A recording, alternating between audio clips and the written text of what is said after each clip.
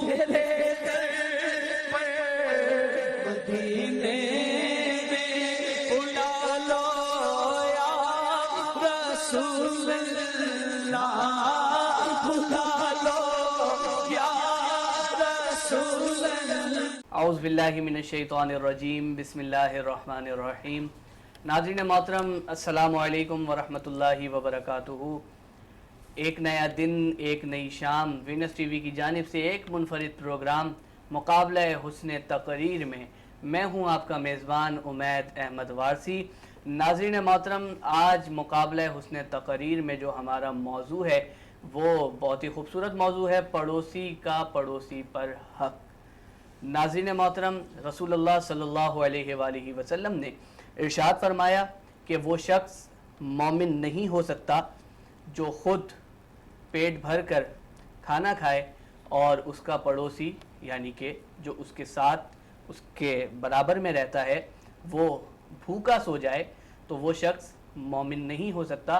ناظرین محترم، ہمارے ساتھ ہمارے واجب القدر، ہمارے عزت و مآب، ہمارے ججز نہال احمد صدیقی صاحب اور سید نظام الدین صاحب ہمارے ساتھ موجود ہیں۔ سر السلام علیکم۔ وعلیکم السلام۔ سر کیسے ہیں آپ لوگ؟ اللہ کا شکر ہے، دعائیں ہیں۔ سر آج کا جو موضوع ہے پڑوسی کا پڑوسی پر حق، تو میری یہ گزارش ہے کہ ہمارے نہال احمد صدیقی صاحب اس پر تھوڑی سی روشنی ڈالیں تاکہ جو ہمارے یہاں پر ناظرین دیکھ رہے ہیں ہمیں، وہ بھی اس سے تھوڑا سا سبق لے سکیں اور وہ اس چیز کو سمجھ سکیں جو ان کے پڑوسی ہیں ان کے کیا حقوق ہیں ان کے اوپر۔ بسم اللہ الرحمن الرحیم۔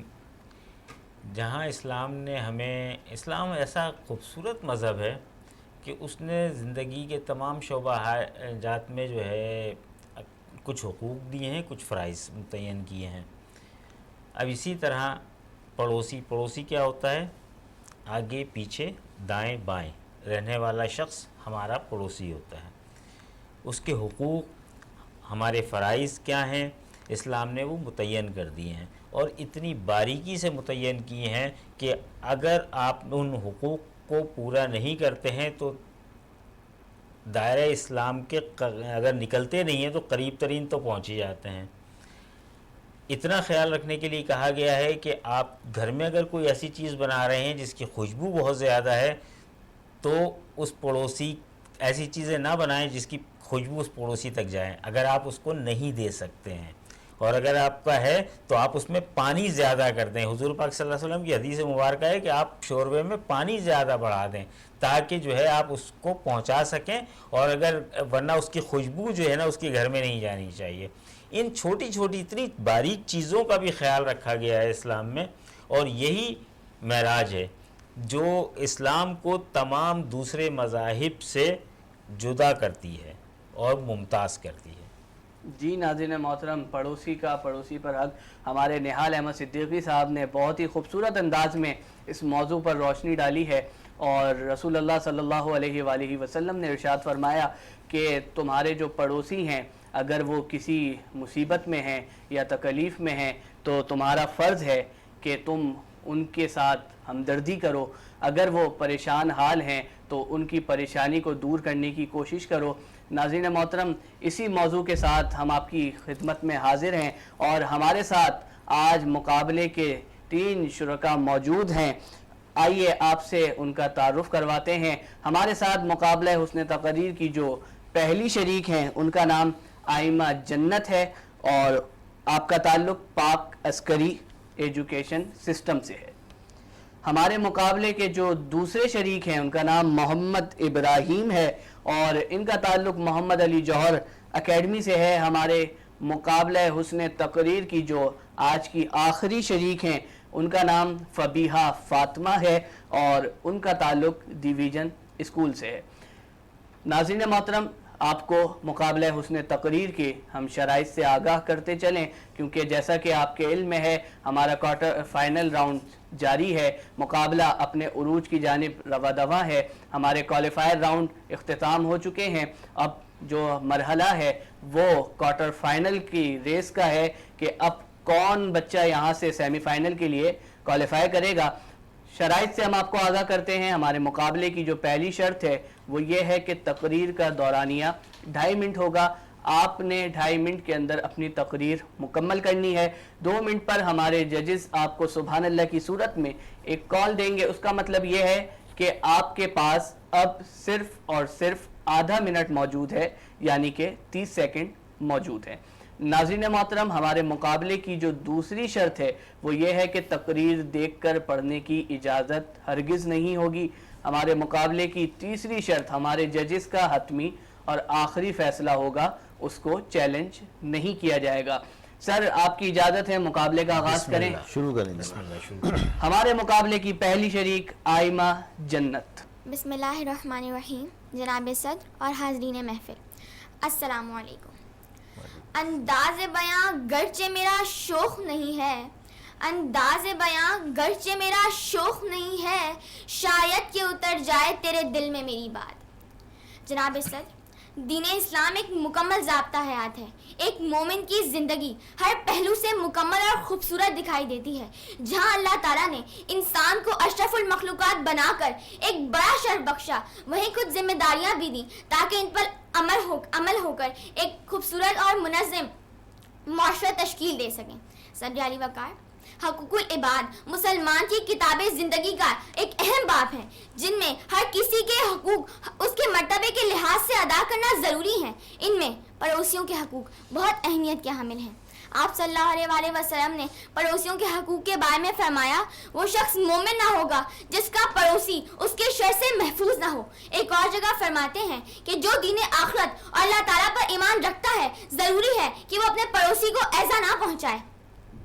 ہمیں پڑوسی کے لحاظ سے بہت سی حدیث ملتی ہیں. ایک اور جگہ آپ صلی اللہ علیہ وآلہ وسلم نے فرمایا کہ جبرائیل امین پڑوسیوں کا ذکر اس قدر کرتے تھے کہ مجھے گمان ہونے لگا کہ ان کا وارثیت میں بھی حصہ ہوگا. صدر علی وقار، آج اس ترقی کرتے دور نے جس طرح ہم سے ہماری روایات چھینی، ہماری ثقافت، ہماری زبان پر شب خون مارا، اسی طرح امن مقدس تعلق کو بھی دیمہ کی طرح چاٹتا چلا گیا. آج کے اس دور میں ہمیں یہ بھی نہیں معلوم کہ ہمارا پڑوسی کس حال میں ہے، اسے ہماری مدد کی ضرورت تو نہیں. یہ کس روش پر ہم اپنے آنے والی نسلوں کو لے کر چل رہے ہیں. آج کس کو دوش دیں ہم؟ صدر علی وقار، آج ضرورت اس عمل کی ہے کہ اس خوبصورت تعلق کو بچا لیا جائے تاکہ ایک خوبصورت اور منظم اور مضبوط معاشرہ تشکیل دے سکیں. اللہ ہم سب کا حامی و ناصر ہو. شکریہ. جی ناظرین محترم، یہ ہمارے مقابلے کی پہلی شریک آئمہ جنت تھی، اور اب مقابلے کے جو ہمارے دوسرے شریک ہیں ان کی جانب بڑھتے ہیں. محمد ابراہیم. یا تو سبھی ہیں مبتلائے مرض برتری، یا تو سبھی ہیں مبتلائے مرض برتری، بس مادی مفادات ہوئے مقصد حیات. جناب صدر، السلام علیکم. آج میری تقریر کا موضوع ہے پڑوسی کا حق پڑوسی پر. جناب صدر، اس دور میں جب لوگ اپنے والدین کے حقوق پورا کرنے سے کترا رہے ہیں، اس دور میں جب جائیداد میں سے بہنوں کو حصہ جبرن معاف کروایا جا رہا ہے، اس دور میں جب بھائی بھائی کا دشمن ہو گیا ہے، اس دور میں جب کہ ہر کسی کا کھانے کے لیے زندہ رہنا ہی مقصد بن چکا ہے، جناب صدر میں آج کے موضوع پر کیا گفتگو کروں. ہم آج کے دور میں پڑوسیوں کے حقوق پر کوئی توجہ ہی نہیں دیتے، بلکہ لوگوں کے نزدیک یہ کوئی دین کا تقاضا ہی نہیں. اکثر لوگ نماز، عبادات، روزہ اور حج وغیرہ کو ہی بس دین سمجھتے ہیں. رسول خدا صلی اللہ علیہ وآلہ وسلم نے فرمایا، پڑوسیوں کے تم پر یہ حقوق ہیں، اگر وہ تم سے مدد مانگے تو ان کی مدد کرو، اگر وہ تم سے قرض مانگے تو انہیں قرض دو، اگر ان پر کوئی مصیبت آ جائے تو انہیں تسلی دو، اگر وہ مریض ہو جائے تو ان کی عیادت کرو، اگر وہ انتقال کر جائے تو ان کے جنازے میں شریک ہو، اور اپنے مکان کو اپنی حدود میں رکھو تاکہ ہوا کا رخ بند نہ ہو. صدر گرامی، رسول صلی اللہ علیہ وآلہ وسلم نے فرمایا کہ جبرائیل علیہ السلام مجھے پڑوسی کے حقوق کی اتنی تاکید کرتے رہے کہ مجھے گمان ہوا پڑوسی کو وارث نہ بنا دیا جائے. وہ شخص مومن نہیں جس کا پڑوسی بھوکا ہو اور وہ خود پیٹ بھر کر کھانا کھائے.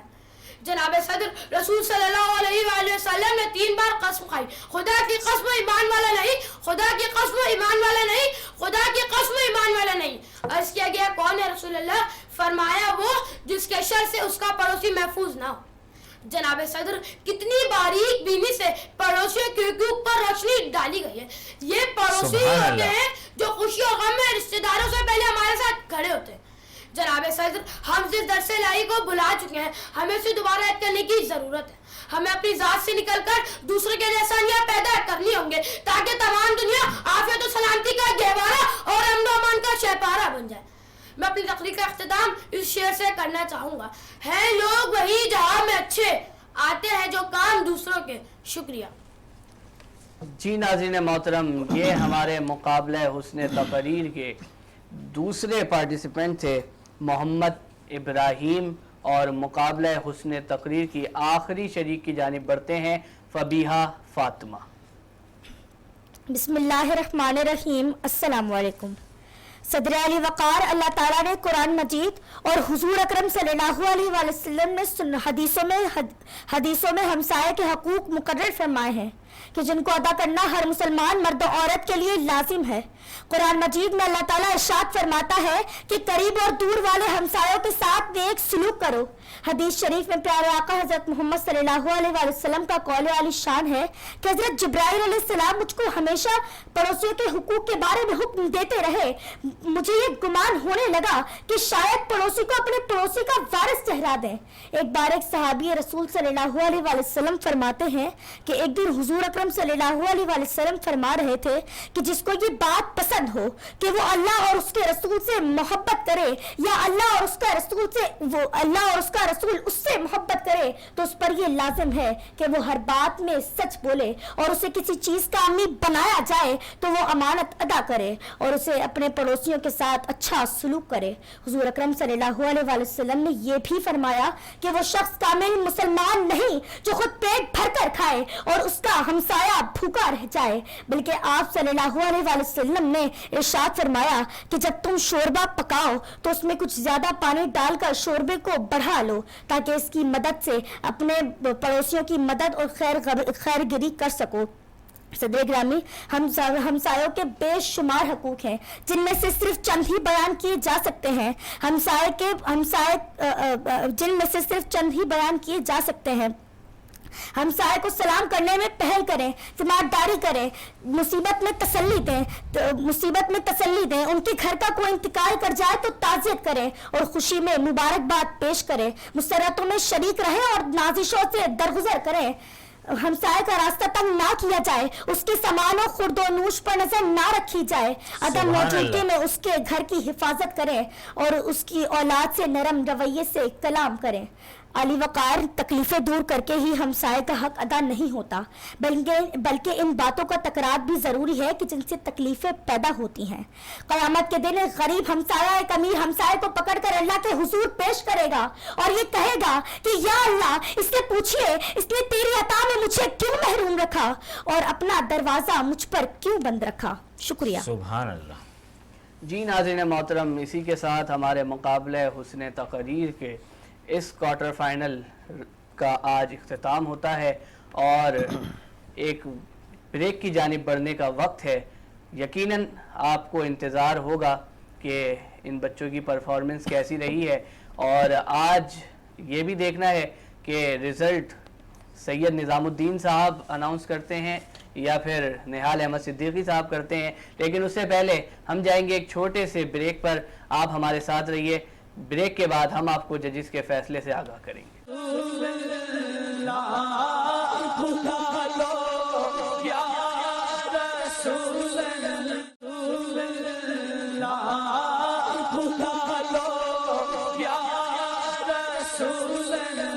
जी नाज़रीन मोहतरम, वेलकम बैक। हम ब्रेक से वापस आ चुके हैं और अब वक्त है हमें अपने जजिस की जानिब बढ़ने का और उनसे पूछना है कि इन बच्चों की परफॉर्मेंस कैसी रही है।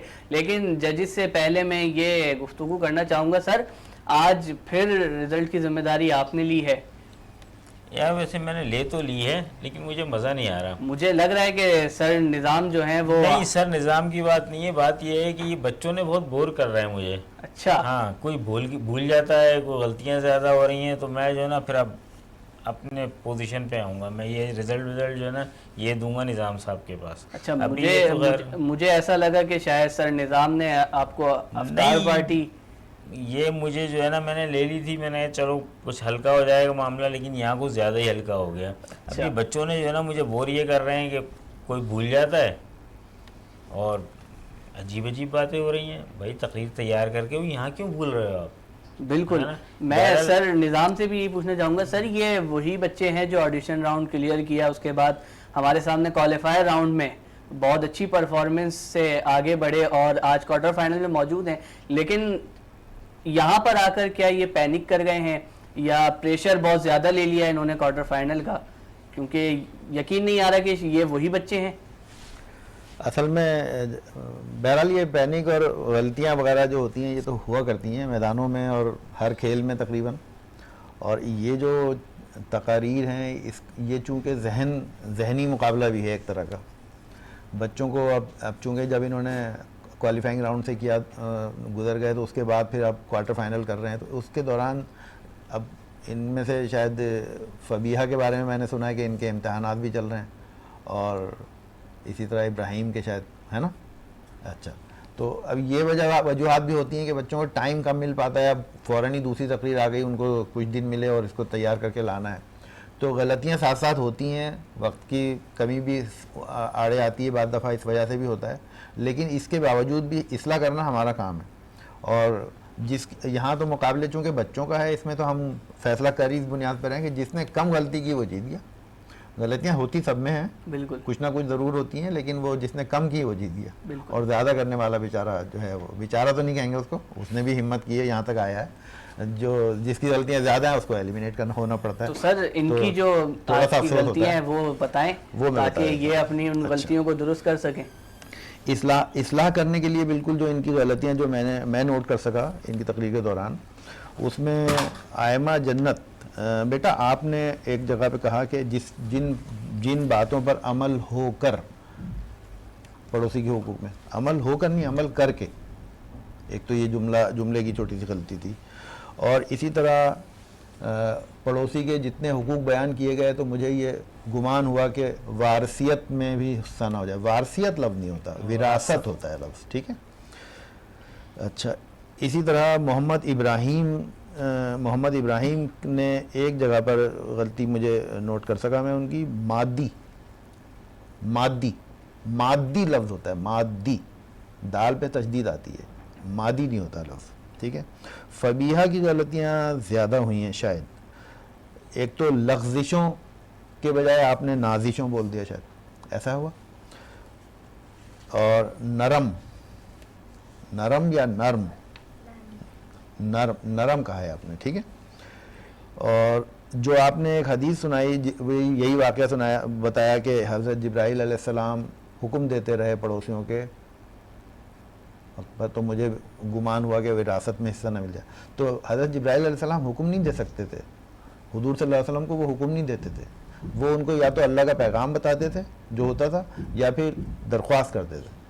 تو یہ جملہ ٹیکنیکلی غلط ہے, یہ ہوتا نہیں ہے یہ جملہ, ٹھیک ہے. تو ان باتوں کا خیال رکھیے انشاءاللہ آگے پھر. اچھا سر ایک چیز میں نے بھی نوٹ کی, اور ہو سکتا ہے کہ شاید میں وہاں پہ غلط ہوں, میری بھی اصلاح ہو جائے گی. سر میں نے سنا حقوق یا حقوق نہیں. ہاں میں نے یہ چیز سنی, میں سمجھا شاید میری بھی یہاں پر اصلاح ہو جائے گی. تو ناظرین محترم آپ رزلٹ کی جانب بڑھتے ہیں, اور میرے خیال میں رزلٹ اتنا مشکل نہیں ہے, تو نہال احمد صدیقی صاحب رزلٹ بتائیں گے. جی سر. رزلٹ بتاؤں میں, آئمہ جنت محمد ابراہیم اور فبیہ فاطمہ. آئمہ جنت اور فبیہ فاطمہ دونوں اپنی تقریریں بھول گئیں, دونوں بہت اچھی تقریریں کرتی رہی ہیں. پچھلی جو ہم نے تقریر سنی ان کی, خاص طور پہ فبیہ کی, بہت شاندار تقریر کی تھی انہوں نے, اور وہاں سے یہ کوالیفائی بھی کر کے آج یہاں تھیں. لیکن آئمہ نے بھی اور فبیہ دونوں نے اپنی تقریریں بھول گئیں. مجھے نہیں معلوم کہ ٹائم نہیں دے سکیں، کیوں یاد نہیں کر سکیں، یہاں کا پریشر، یا وہ جو تقریر کے آگے لکھا ہوا ہے کوارٹر فائنل، تو وہ کوارٹر فائنل جو تھا وہ اس کی وجہ سے بہرحال آج کے پروگرام، آج کے اس مقابلے میں جو ونر ہیں وہ محمد ابراہیم ہیں، پہلے نمبر پر آئے ہیں اور انہوں نے سیمی فائنل کے لیے کوالیفائی کر لیا ہے، جبکہ دوسرے نمبر پر فبیہ فاطمہ ہیں اور تیسرے نمبر پر آئمہ جنت ہیں. اور آئمہ جنت اور فبیہ جو ہے نا وہ دوسرا اور تیسرا دے دیا گیا ہے، لیکن کوئی فرق نہیں پڑتا اس سے، کیونکہ دونوں کنسیڈر نہیں کی جا رہی، دونوں اپنی تقریریں بھول گئیں، جبکہ بہت اچھی تقریر کرنے والی ہیں یہ.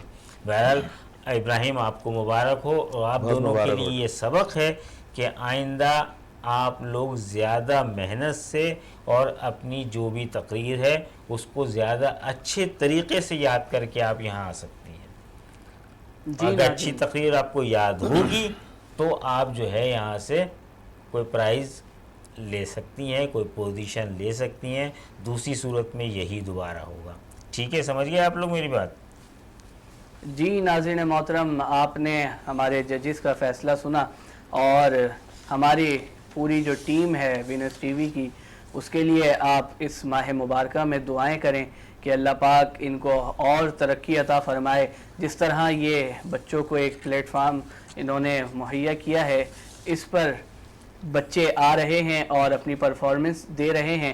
ناظرین محترم، ہمارے اس پروگرام کی ڈائریکٹر ہنا وحید صاحبہ اور پروڈیوسر آصف شرمیلا صاحب، چیف کوارڈینیٹر صغیر انجم صاحب، اور ہمارے وینس ٹی وی کے چیئرمین، سی ای او اور ان کی پوری ٹیم کا ہم شکریہ ادا کرتے ہیں اور دعا کرتے ہیں اللہ پاک ان کو مزید عزتوں سے نوازے اور مزید ترقیاں عطا فرمائے. اسی کے ساتھ آپ مجھے دیجیے اجازت. اللہ نگہبان.